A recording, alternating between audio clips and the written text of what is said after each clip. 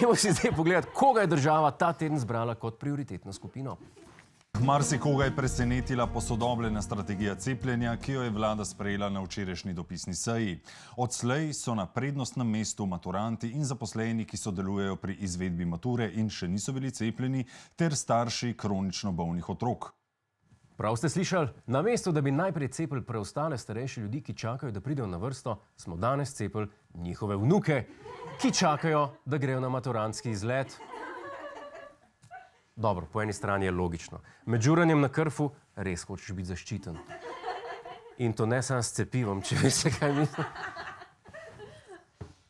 Aha, se pravičujem, z režijem sporočajo, da cepljenje ni namenjeno maturantskim izletom, pač pa pisanju mature. Čeprav, a ni matura edini srednješolski dogodek, kjer so protikoronske ukrepe spoštovali, še preden so bili kul? Me zanima, kako je vlada prišla do te strategije.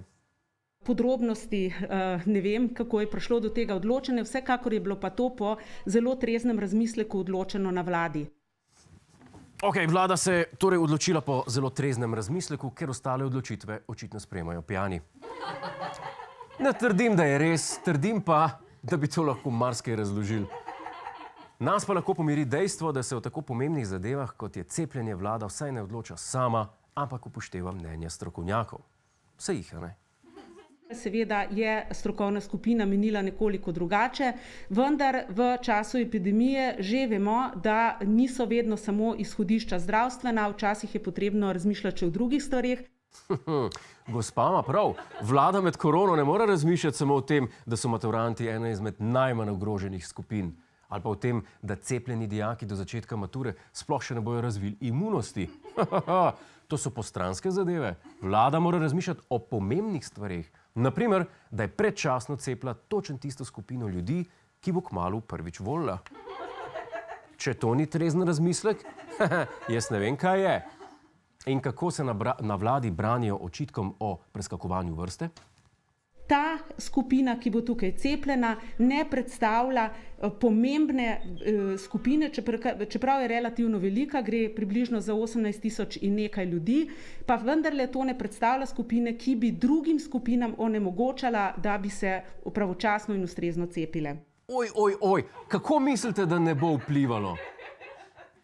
Dajmo se malo zbrati, pa dajmo tole ilustrirati. Okay? Malo pozornosti, prosim. Predstavljajte si, da imamo vrsto, kjer ne stoji samo en upokojenec, ampak praktično vsi pod 70. Nekaj tazga, ki na pošti. Vem, nepredstavljivo. V glavnem, upokojenci čakajo in vrsta se skoraj ne premika. Novih šalterjev ne odpirajo, spet neki tazga, kaj na pošti.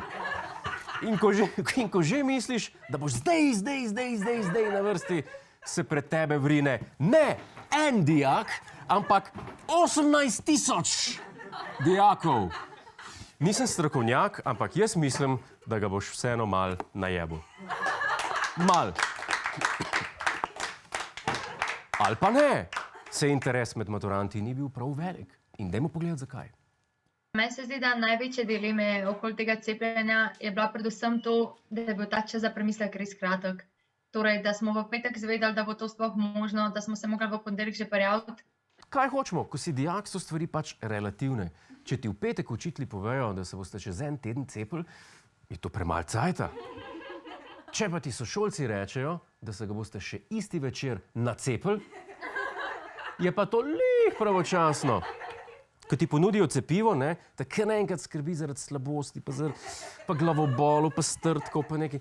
Ko pa ti ponudijo dobrovoljčka s Coca-Colo, te ne zanima pa čist nič. Kar je lih toliko, kot vlado zanimajo predlogi strokovnjakov. Hej, to je naš YouTube kanal, klikni na ta gumb in se naroči, da boš na tekočem. Polajkaj pa nas tudi na Facebooku in na Twitterju, pa na ulici, pa na kakšnem javnem WC-ju.